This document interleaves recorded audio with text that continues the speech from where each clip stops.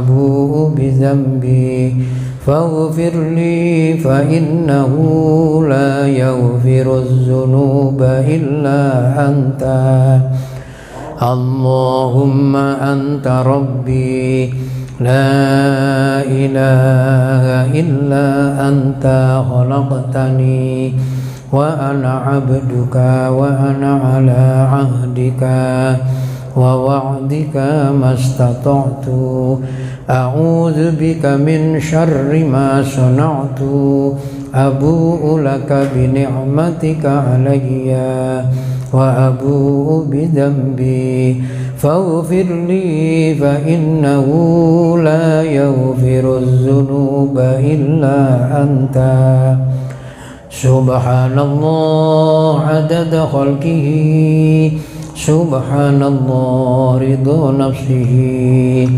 سبحان الله زنة عرشه سبحان الله مداد كلماته سبحان الله عدد خلقه سبحان الله رضا نفسه سبحان الله زنة عرشه سبحان الله مداد كلماته سبحان الله عدد خلقه سبحان الله رضا نفسه سبحان الله زنة عرشه سبحان الله مداد كلماته رضيت بالله ربا وبالإسلام دينا وبمحمد صلى الله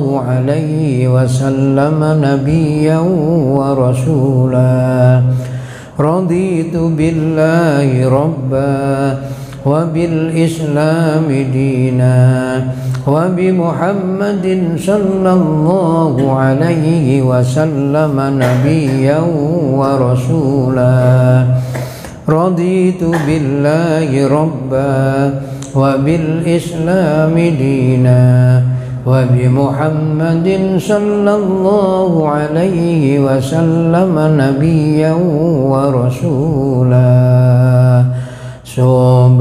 سبحان الله والحمد لله ولا إله إلا الله والله أكبر أستغفر الله سبحان الله والحمد لله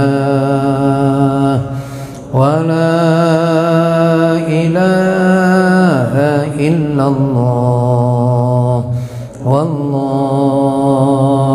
أكبر أستغفر الله سبحان الله والحمد لله ولا إله إلا الله والله أكبر أستغفر الله لا حول ولا قوة إلا بالله العلي العظيم الحمد لله رب العالمين بسم الله الرحمن الرحيم Assalamualaikum warahmatullahi wabarakatuh. Alhamdulillahi rabbil alamin. Wassalatu wassalamu ala asrafil mursalin Sayyidina wa maulana Muhammadin wa ala alihi wa ashabihi ajmain. La haula wa la quwwata illa billahil aliyil azim. Rabbis shrahli sadri wa yassirli amri wahlul 'uqdatam min lisani yafqahu qawli. Rabbi a'udzu bika min hamazatis syayatin wa a'udzu bika rabbi ayyahdurun. Wa qala aidzun fa innaha la ta'mal absar walakin ta'mal qulubul lati fis sudur. Wa qala an-nabiy sallallahu alaihi wasallam ittaqil maharima takun a'badan nas wardo bima qasamallahu laka takun aghnan nas wa ahsin ila jarika takun mu'minan wa ahibba lin nasi ma tuhibbu li nafsika takun musliman wala tuksiril dohika fa inna kasratad dohiki tumitul qalba. Rawahu Imamul Ahmad an Abi Hurairah. Sadaqallahul azim wa sadaqa rasuluhun nabiyul karim wa nahnu ala dzalika minasyahidin wasyakirin walhamdulillahi rabbil alamin. Bapak dan Ibu jamaah sekalian yang dimuliakan oleh Allah Subhanahu wa taala. Pertama, kita bersyukur kepada Allah yang dengan pertolongannya, dengan karunia-Nya, dengan hidayahnya, malam ini kita bisa melaksanakan satu kewajiban kita, yakni ibadah sholat maghrib, dan alhamdulillah kita bisa melakukan dengan berjamaah. Rangkaian ibadah yang kita lakukan, baik sholat fardunya, sholat nawafilnya, zikir-zikirnya, dan sekarang kita bersama iktikaf di masjid yang kita cintai ini, sembari kita bersama-sama tholabul ilmi. Mudah-mudahan rangkaian ibadah kita diterima, diridhoi, diberkahi oleh Allah Subhanahu wa taala, menjadi sebabnya dosa-dosa kesalahan kita semuanya diampuni oleh Allah Subhanahu wa taala, dan kelak kita semuanya tergolong orang-orang yang dipanggil oleh Allah dengan panggilan ya ayyatuhan nafsul mutmainnah. Amin Allahumma amin. Kita sampaikan salam takzim ke pangkuan junjungan kita Nabiullah Muhammad sallallahu alaihi wasallam, bersama kita mengucap salawat kepadanya. Allahumma sholli ala sayyidina Muhammad wa ala ali sayyidina Muhammad. Semoga kita semuanya tercatat sebagai umatnya, dan kelak kita semuanya memperoleh syafaat dari baginda Nabi kita Muhammad sallallahu alaihi wasallam. Amin Allahumma amin. Beberapa waktu yang lalu kita kehilangan tokoh kita, bapak kita. Beliau adalah Bapak Haji Asmuni Ali, dan beliau biasa duduk di sebelah sana. Sekarang beliau tidak ada lagi ke tempat ini, tapi percayalah bahwa kita bersama yakin beliau adalah salah satu di antara hamba-hamba Allah yang baik, hamba-hamba Allah yang mendapatkan kemuliaannya karena beliau senantiasa hidupnya digunakan untuk memperjuangkan, menegakkan agamanya Allah Subhanahu wa taala. Mudah-mudahan kita bisa meniru beliau, dan kita doakan beliau dengan bersama kita mengirimkan suratul Fatihah ala haziniyah. Al-Fatihah. A'udzubillahi minasyaitonir rajim. Bismillahirrahmanirrahim. Alhamdulillahirabbil alamin arrahmanir rahim maliki yaumiddin. Iyyaka na'budu wa iyyaka nasta'in. Ihdinas siratal mustaqim.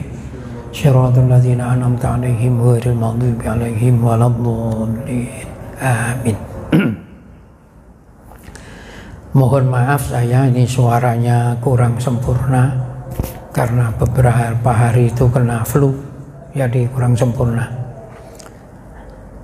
Malam ini saya mengajak kepada sampean semuanya untuk sedikit kita sama-sama merenungkan pesan-pesan Nabi dalam satu hadis yang diriwayatkan oleh Imam Ahmad yang bersumber dari sahabat beliau Abu Hurairah, bahwa beliau Rasulullah Shallallahu Alaihi Wasallam beliau bersabda, ittaqil maharima takun a'badan nas.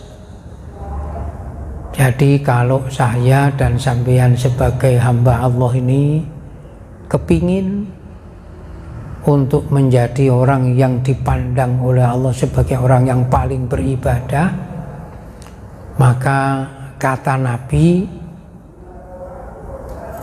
kita hendaknya senantiasa menjaga diri dari hal-hal yang diharamkan oleh Allah dan Rasul-Nya. Taruhlah kita mohon maaf melakukan syariat Islam ini cukup yang wajib-wajib saja. Jadi tidak lagi kita melaksanakan yang sunat atau nawafil. Semisal, mohon maaf ini bukan berarti saya melarang sampean untuk melakukan, tidak, tapi saya mencontohkan saja. Sekiranya kita tidak usah pakai sholat tahajud, tidak usah pakai sholat witir, tidak usah pakai sholat sunat rawatib, baik itu ba'diyah atau qobliyah, tidak usah pakai sholat tahiyatul masjid, tidak usah pakai sholat duha. Hal-hal yang sunat tidak kita lakukan, cukup kita melakukan syariat Islam yang wajib saja. Taruhlah seperti sholat yang 5 waktu, taruhlah kita hanya puasa Ramadan 1 bulan, taruhlah kita kalau punya harta kita zakat sesuai dengan ukurannya, zakat fitrah kalau kita diberikan kemampuan, zakat mal atau zakat harta kalau toh kita diberikan kemampuan bisa menunaikan ibadah haji yang wajib-wajib saja. Tapi bisa kita menjaga diri dari hal-hal yang diharamkan, yang dilarang oleh Allah dan Rasul-Nya, maka sampean itu kata Nabi digolongkan a'badan nas, orang yang paling beribadah di antara manusia di sisi Allah Subhanahu wa ta'ala. Jadi melakukan ibadah itu sebetulnya ringan, sekalipun itu kita rasakan berat, tapi yang lebih berat lagi adalah bagaimana menjaga diri kita dari hal-hal yang diharamkan oleh Allah dan Rasul-Nya. Sebab melakukan perbuatan yang diharamkan oleh Allah dan Rasul-Nya akan menjadikan rusaknya nilai ibadah di sisi Allah Subhanahu wa ta'ala. Ini kan perlu mewaspadai. Ini hati-hati diri kita. Oleh karena itu dalam kehidupan ini kan ada baik, ada buruk, ada hak, ada batil. Ketika kita tidak lagi mengetahui mana yang hak, mana yang batil, maka selalu dalam kehidupan kita mencampur adukkan terhadap yang hak dan yang batil. Padahal Allah Subhanahu wa ta'ala mengingatkan, wala talbisul haqqo bil batil. Jangan kamu campur adukkan yang hak dan yang batil. Dilanjutkan itu kalau memang kita tahu. Pertanyaannya kalau kita tidak tahu sementara kita tidak mempunyai ilmunya, karena kita tidak mencarinya, tidak memahaminya, sehingga bahasa kita segala sesuatu kita ukur dengan kepuasan hawa nafsu, ini kan bahaya sekali. Maka kenapa begitu besarnya keutamaan orang yang duduk di majelis ilmu sampai berangkat berjalan untuk mencari ilmu, itu akan menjadi sarana mempermudah baginya untuk menuju surganya Allah Subhanahu wa ta'ala. Karena dengan ilmu kita akan bisa membedakan mana yang hak, mana yang batil. Yang dengan ilmu kita akan diangkat derajat kita oleh Allah Subhanahu wa ta'ala. Maka kan Rasulullah katakan, man salaka thariqan yaltamisu fihi ilman sahhalallahu lahu thariqan ilal jannah. Nah, kalau kita sudah mencari ilmu, apakah cukup kita cari? Sementara Allah mengingatkan kepada kita, kabura maktan indallahi antakulu ma la taf'alun. Kebohongan yang besar manakala kita mengucapkan sesuatu padahal kita tidak melakukannya. Bagaimana bisa untuk dilakukan kalau ilmunya tidak menjadi ilmu yang bermanfaat? Maka sering kali saya katakan, karena beratnya untuk menggapai ilmu yang bermanfaat itu, sampai Rasulullah mengajarkan kita doa yang sampean sudah hafal. Doa dalam agama kita seringkali kita ucapkan, Allahumma inni as'aluka ilman nafi'a. Ya Allah, hambamu mohon kepadamu, berikanlah hambamu ilmu yang bermanfaat. Mohon maaf, kalau cari orang pintar di Indonesia nggak kehitungan. Yang profesor, yang doktor, apalagi magister, apalagi yang cuma sarjana S1, berhamburan. Pertanyaannya, apakah kepintarannya itu mampu mengantarkan kepada sikap kejujuran? Ini kan kaitannya dengan ilmu yang bermanfaat. Maka itu dalam hadis nanti kalau dibuka di dalam kitab Mukhtarul Ahadits ketemu di sana. Jadi orang yang dikatakan dengan cerdas itu adalah orang yang di dalam hidupnya senantiasa membawa dirinya tunduk taat terhadap perintahnya Allah. Dan orang yang bodoh adalah orang yang senantiasa memalingkan dirinya dari aturan Allah dan Rasulnya. Itu di dalam kitab Mukhtarul Ahadits. Dalam hadis yang sebagai penjelasan dalam kitab Hikam di sana disebutkan, al-qayyisu man dana nafsahu wa amila lima ba'dal maut. Orang yang cerdas itu orang yang mampu untuk menjaga, mampu menata nafsunya, sehingga kehidupannya yang dengan nafsu Allah karuniakan itu digunakan untuk mempersiapkan bekal hidup sesudah kematiannya. Ini kan perlu perjuangan. Jadi kita sapi tenang. Maka sampai Nabi mengatakan itu, ittaqil maharima takun a'badan nas. Takutlah kalian terhadap yang diharamkan oleh Allah, yang dilarang oleh Allah. Nah, kita harus tahu apa yang dilarang ini. Kenapa sampai Nabi mengatakan barang siapa yang bisa menutup, yang bisa menutup aib saudaranya, Allah akan tutupi nanti aibnya di akhirat. Karena membicarakan aib seseorang itu menghancurkan kepribadian seseorang.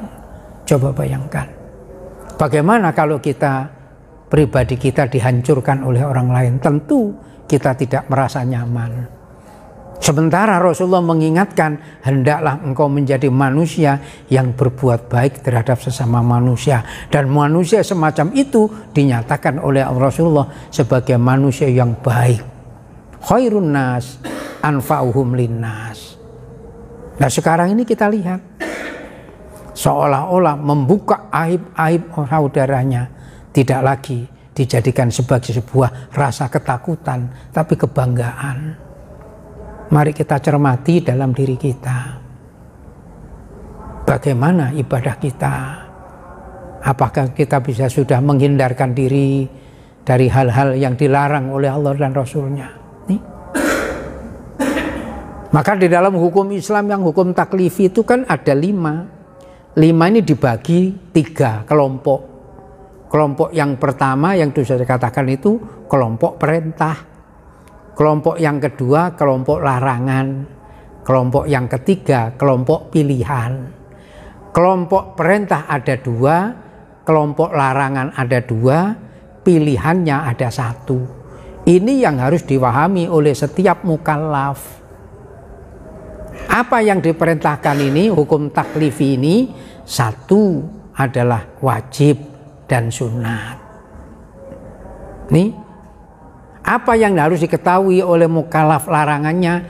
Haram dan makruh. Apa yang kita pilih, pilihan terserah kita, ini mubah atau ibahah. Sekarang kita tahukah hal-hal yang diharamkan? Tahukah hal-hal yang dimakruhkan? Lalu kalau kita sudah tahu ini haram, ini makruh, apakah kita masih senantiasa berada di dalam? Ini perlu perjuangan. Saya rasa dan saya punya keyakinan tidak satu pun di antara orang yang mengaku dirinya sebagai seorang muslim yang tidak tahu kewajibannya untuk sholat yang 5 waktu. Tapi berapa banyak saudara kita yang mensepelekan terhadap sholat yang 5 waktu. Ini kan sebuah pertanyaan besar. Sehingga pertanyaan muncul, apakah tidak menyadari bahwa ketika kita mensepelekan terhadap yang diwajibkan, ini dampaknya akan begitu besar terhadap diri kita masing-masing. Taruhlah kalau itu sholat sebagai hal yang diwajibkan oleh Islam, siapa yang meninggalkan sholat berarti dia merusak agama, merobohkan agama. Pertanyaannya muncul, sadarkah bahwa diri kita bisa jadi menjadi peroboh dan perusak agama? Nah, ini kan pertanyaan yang kita munculkan. Oh begini, oh begini. Sebentar lagi nanti datang namanya bulan Ramadan. Diwajibkan bagi semua orang muslim yang mukallaf untuk melakukan ibadah saum, ibadah Ramadan. Tapi ketika kita berada di bulan Ramadan, berapa banyak orang yang mengaku beragama Islam, seorang muslim, begitu entengnya untuk meninggalkan Ramadan. Ini kan pertanyaan. Padahal tahu bahwa itu hal yang wajib. Sementara kita paham bahwa perbuatan atau hukum wajib secara fikih apabila dia kerjakan berpahala, apabila ditinggalkan berdosa. Lalu Nabi menjelaskannya, berbagai macam, meninggalkan puasa Ramadan 1 hari dengan sengaja, seolah-olah dibayar seumur hidup tidak akan cukup. Begitu beratnya meninggalkan kewajiban. Maka ini kita diingatkan oleh Rasulullah, kalau kita ingin menjadi hamba Allah yang dipandang oleh Allah sebagai orang yang paling beribadah di hadapan manusia itu, di sisi manusia, kata Nabi, jaga diri dari hal-hal yang dilarang, yang diharamkan oleh Allah Subhanahu wa ta'ala. Ini kan kita awasi. Kira-kira apa? Oh begini. Nanti mudah-mudahan 4 ini bisa selesai sehingga kita bisa untuk menelaah diri kita masing-masing. Sehingga kita nanti di alam kubur, di alam barzah diberikan kenikmatan oleh Allah, dan ketika nanti dibangkitkan dari alam kubur, alam barzah masing-masing, kita senantiasa selalu mendapatkan pertolongan dari Allah Subhanahu wa ta'ala. Ya. Nomor 2, wardo bima qasamallahu laka takun aghnan nas. Jadi kata Nabi, kalau kita ingin menjadi orang yang paling kaya di hadapan manusia, nah ini itu bukan kok berarti kita itu harus orang yang banyak harta, enggak. Dikatakan oleh Nabi sini, orang yang paling kaya di hadapan manusia di sisi Allah adalah orang yang ridho, yang ikhlas terhadap apa yang diberi oleh Allah Subhanahu wa ta'ala. Ujar bahasa kita itu tidak memiliki sifat apa? Serakah. Nah, itu kita tanamkan, karena dengan keimanan yang ada pada diri kita, kita percaya segala sesuatu adalah keputusan Allah, di mana kita yakin dengan sifat qada dan qadarnya Allah, maka apa yang terjadi pada diri kita semuanya adalah kehendaknya Allah. Maka orang yang menerima dengan ikhlas apa yang telah diberi oleh Allah, itulah orang yang dikatakan oleh Nabi sebagai orang yang paling kaya di antara manusia. Nah, kira-kira kita bagaimana dengan apa yang Allah berikan kepada kita? Apakah kita bisa sudah mensyukurinya, ataukah kita merasa diri kita selalu, ya mohon maaf bahasa kasarnya, mengeluh? Nah, ini perlu untuk kita tanya pada diri kita masing-masing.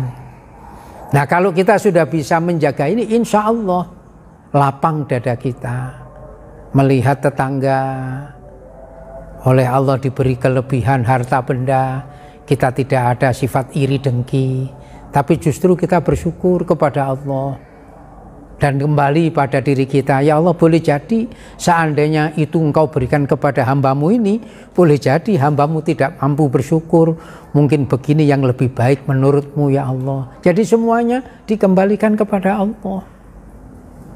Loh, kalau kita manusia sudah bisa senantiasa bersandar kepada Allah, kehidupannya akan menjadi orang yang bahagia. Belum tentu orang yang kaya raya lalu hatinya bahagia, belum tentu. Nah ini mari kita, ini Rasulullah mengingatkan kepada kita. Pesan Rasulullah, kalau kita betul-betul ingin menjadi orang yang paling kaya di antara manusia, maka kita hendaknya memiliki sifat ridho, ikhlas apa yang datang dari Allah Subhanahu wa Ta'ala untuk kita. Ini pelan-pelan ditanam dalam diri kita. Maka wajib manusia tinggal ikhtiar. Yang seringkali sudah saya katakan, kewajiban manusia hidup di dalam dunia ini 3 secara pokok. Yang pertama ikhtiar, maka ikhtiar itu masuk dalam ranah ibadah. Karena manusia tidak mampu dan tidak memiliki kekuatan apa-apa, senantiasalah manusia bersandar dengan kekuatan Allah, lalu dia memohon pertolongan kepada Allah, berdoa. Ikhtiar dan doa sudah dilakukan, semuanya diserahkan hanya kepada Allah. Ini tawakal. 3 ini harus dibungkus dalam kehidupan kita. Ikhtiar merupakan kewajiban kita karena memang kita ditugaskan untuk beribadah. Supaya ikhtiarnya masuk dalam ibadah, ikhtiarnya tidak masuk dalam ranah maksiat, maka di dalam ikhtiar tunduk dengan aturan. Itulah fikih yang menuntun kita. Oh ini boleh, ini enggak boleh. Ikhtiar. Jadi sekarang ini banyak uang-uang seliweran. Wallahu a'lam. Saya tidak tahu, saya tidak pernah dapat uang seliweran itu. Nah, mudah-mudahan kita bisa membedakan mana yang benar, mana yang salah. Itu masalahnya. Nah kalau kita tidak berada di dalam kondisi yang demikian, kita seolah-olah berikhtiar, padahal ikhtiar kita tidak masuk dalam ranah ibadah. Boleh jadi ikhtiar kita berada di dalam kemaksiatan. Kan begitu masalahnya. Nah agar di dalam ikhtiarnya tadi masuk dalam ranah ibadah, tunduk dengan aturan, itulah fikih. Ngatur tadi, ini begini, ini begini. Nah di dalam ikhtiar tadi agar sampai kepada Allah, maka di dalam ikhtiarnya dibungkus dengan keimanannya. Kan begitu. Tujuannya semata-mata untuk Allah.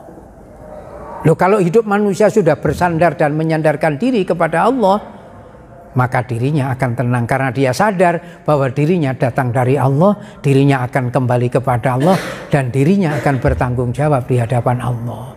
Buka Al-Quran Al-Baqarah 281 yang seringkali sudah saya katakan. Wattaqu yawman turja'una fihi ilallah summa tuwaffa kullu nafsim ma kasabat wa hum la yuzlamun. Al-Baqarah 281. Nanti ketemu kan? Oh begini. Maka kita coba untuk mentelaah dengan peringatan Rasul, pesan Rasulullah ini. Wardo bima qasamallahu laka takun aghnan nas. Karena kita hidup kepingin untuk bahagia, menjadikan bahagia apabila segala kita tercukupi, sementara yang mencukupi segala kebutuhan kita hidup, semuanya kesehatan dan sebagainya adalah dari Allah. Maka ketika kita ridho terhadap apa yang datang dari Allah, bahagia, tenang kita. Nah kira-kira sudah sampai di situ atau belum? Nah ini nomor 3, ini yang juga harus difahami, yang baru diperhati oleh kita. Wa ahsin ila jarika takun mu'minan. Berbaiklah dengan tetanggamu. Itulah sikap kepribadiannya seorang mukmin. Ini Nabi. Nah kalau kita sudah dengan bertetangga tidak saling baik, tidak tegur sapa, kan Nabi mengatakan tidak dinyatakan sebagai orang mukmin yang sempurna manakala kita tidak bisa baik dengan tetangga kita. Nah tetangga ini kan macam-macam, karena manusia itu macam-macam, keyakinannya macam-macam, sukunya macam-macam, berbagai macam perbedaan. Tapi kita berbuat baik sehingga tidak ada kebencian satu dengan yang lainnya. Coba menghormati tetangga dan memuliakan tetangga, tugas kita sebagai orang mukmin. Sampai Nabi menyatakan, wa ahsin ila jarika takun mukminan. Kalau kita kepingin menjadi orang yang mukmin yang sebenarnya, dalam menjalani hidup harus bisa menjaga diri kita dengan tetangga, saling berbuat baik.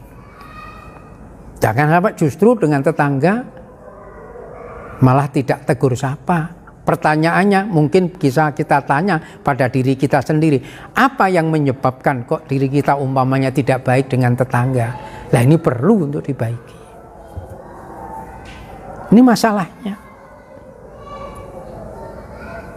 Pelan-pelan kita ngaji, oh iya. Jadi tidak cukup kita hanya bagaimana menjalankan syariat kita kepada Allah Subhanahu wa Ta'ala, sementara kita tidak memenuhi syariat kita terhadap sesama manusia. Ini kan harus diawasi. Sampai ada sebuah hadis, malam yaskurin nas lam yaskurillah. Siapa yang tidak bisa bersyukur, berterima kasih terhadap sesama manusia, jangan harap bisa bersyukur kepada Allah Subhanahu wa Ta'ala. Mari kita coba berpikir menjaga. Kita diberikan oleh Allah ibrah, pelajaran. Mampukah mengambil ibrah itu untuk kita? Setinggi apapun jabatan seseorang, sekaya apapun harta seseorang, ketika meninggal tidaklah dia berangkat sendiri ke alam kuburnya sana, diantar dan dimasukkan oleh orang yang masih hidup. Apakah itu bukan pelajaran buat kita untuk kita bisa berbuat baik dengan tetangga? Saya ini contoh, saya punya keluarga. Keluarga saya 8, dan keluarga saya tidak ada yang dekat dengan sini. Keluarga saya di Jawa, keluarga saya di Grogot. Kalau seandainya ada apa-apa, nggak mungkin saya berteriak dengan saudara saya yang di Jawa. Teriak gini, tetangga. Tapi kalau dengan tetangga yang tidak baik, boleh jadi tetangga masa bodoh. Tapi kalau kita dengan bertetangga dengan baik, baru teriak saja, mereka sudah berupaya untuk datangi. Kenapa sampai Rasulullah mengingatkan kepada kita agar kita berupaya untuk mensolati saudara kita yang sudah meninggal? Karena kita juga kepingin mendapatkan kebaikan dari saudara kita. Maka itu Rasulullah katakan, Shollu qabla an tusolliya, sholatlah kalian sebelum kalian disolati. Nah, sholat ini mengantarkan kita untuk menyadari sepenuhnya agar kita sadar kehidupan kita perlu hidup sesama manusia, lebih-lebih tetangga. Maka Nabi mengatakan, kalau kita kepingin menjadi mukmin yang sejati, berbuat baiklah kita dengan tetangga. Ini hadis Nabi. Saya cuman menjelaskan saja, ini ucapan Nabi, bukan karangan saya. Kalau saya mengarang-arang, bukan ucapan Nabi, tapi saya katakan, saya sandarkan kepada Nabi, maka saya harus merelakan diri saya menempati tempatnya di neraka. Nauzubillah.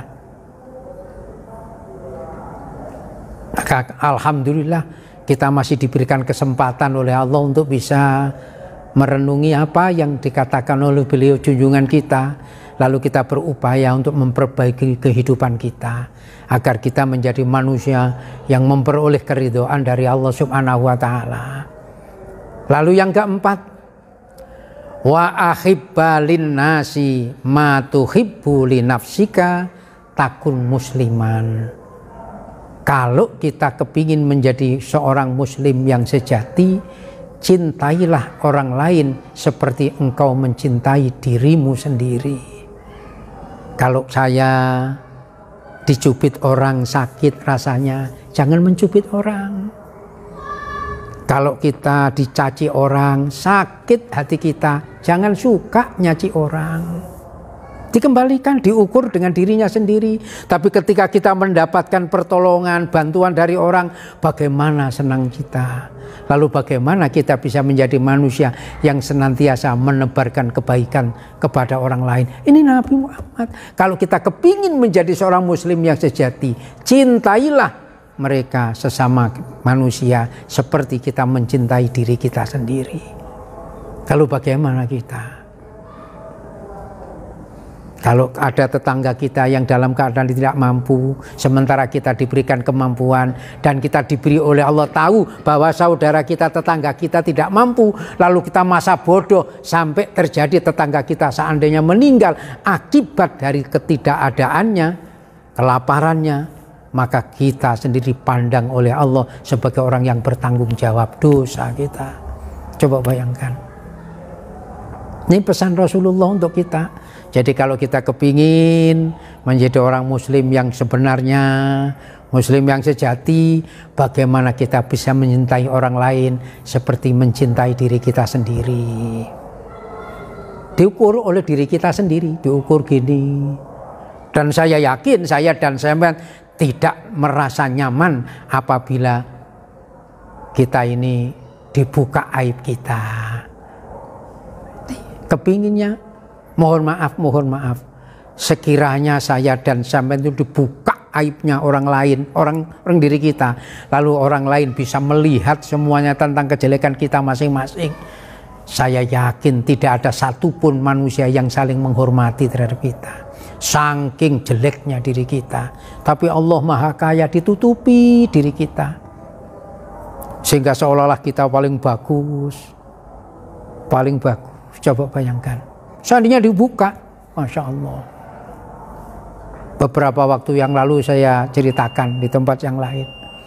Jadi ada pondok, kiainya itu mendapatkan undangan di kampung tahlilan.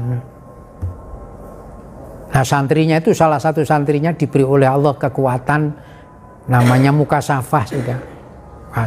Ketika sholat itu maghrib, si gurunya, kiainya jadi imam. Jamaahnya, santrinya itu ada satu tadi itu, murid itu tertawa terbahak-bahak. Lagi sholat itu tertawa karena melihat di kepala gurunya, kepala imamnya tadi itu, di atasnya itu ada semacam apa, kalau bilang orang itu makanan itu. Nah, rupanya si kiainya tadi dapat undangan untuk kalian, yang terpikir itu pada waktu sholat itu makanan. Apalagi kalau seperti saya, kesana-sana ngaji, kelihatannya kayak iya, pikiran di sini amplop, Masya Allah, na'udzubillah. Bayangkan ini loh, ditata diri kita ini. Sampai Allah mengingatkan kepada kita, jangan kamu jual belikan ayat-ayatku dengan harga yang sedikit. Wala tastaru bi ayatillahi tsamanan qalila. Masya Allah. Maka kita koreksi diri kita. Sudahkah itu semuanya? Kenapa sampai kita diperintah oleh Rasulullah agar kita menjauhkan diri dari hal-hal yang diharamkan? Karena itu merusak daripada kebeningan dan kejenian hati kita. Yang terakhir, pesan Rasulullah hendaknya diingat-ingat ini, wala tuksiril dohika fa inna kasrotat dohiki tumitul kolba. Bukan berarti Rasulullah melarang, tidak. Cuma Rasulullah memberitahu, jangan hidup ini terlalu banyak tertawa. Jangan merasa senang-senang tertawa. Selalu banyak ingat kepada Allah. Sampai Nabi mengingatkan, banyaklah ziarah kubur. Karena ziarah kubur itu bisa untuk mengingatkan kita terhadap kematian. Kalau orang yang tertawa banyak-banyak itu lupa dengan kematian. Tapi kalau di TV itu tertawa itu jadi duit. Artis sekarang kalau tertawa, wak. Nabi juga tertawa, bukan nggak boleh tertawa. Kalau senang bahagia ditutupi Nabi itu. Nah, kalau kita itu bukan main. Sebab kata Nabi, karena terlalu banyak tertawa itu akan menjadikan matinya hati. Loh ini bahagia, renung. Maka jamaah sekalian, ketika nanti sampean malam melakukan sholat tahajud, selesai sholat witir, sambil mungkin menunggu waktu sholat subuh, coba renungkan diri sampean. Bolak-balik perjalanan hidup itu, renungi. Sampean sendiri yang bisa bercermin dalam diri sampean ini. Lalu pertanyaannya, pantaskah kita ini dalam diri kita yang demikian mendapatkan rahmatnya Allah? Ditanya. Lah mudah-mudahan kita semuanya selalu mendapatkan pertolongan, mendapatkan hidayah Dan lebih daripada itu, mudah-mudahan kita selalu diampuni dosa dan kesalahan kita oleh Allah Subhanahu wa taala. Al-Fatihah. A'udzubillahi minasyaitonir rajim. Bismillahirrahmanirrahim. Alhamdulillah. Ar-Rahmanir-Rahim. Maliki yaumiddin. Iyyaka na'budu wa iyyaka nasta'in. Shiratal ladzina an'amta 'alaihim ghairil maghdubi 'alaihim. Amin ya Allah ya Rabbal alamin. Bismillahirrahmanirrahim. Allahumma shalli ala sayyidina Muhammad wa ala ali sayyidina Muhammad. Alhamdulillahirabbil alamin. Allahumma inna nas'aluka ilman nafi'a wa amalan mutaqabbala wa yaqinan shadiqa wa rizqan wasi'an halalan tayyiban mubarakan bi rahmatika ya arhamar rahimin. Rabbana atina fid dunya hasanah wa fil akhirati hasanatan wa qina azabannar. Wa sallallahu ala khairi khalqihi Muhammad. Subhana rabbika rabbil izzati amma yasifun wa salamun alal mursalin walhamdulillahi rabbil alamin. Kita tutup bersama dengan membaca doa kafarat majelis. Bismillahirrahmanirrahim. Subhanakallahumma wa bihamdika asyhadu an la ilaha illa anta astaghfiruka wa atubu ilaik. Wassalamualaikum warahmatullahi wabarakatuh.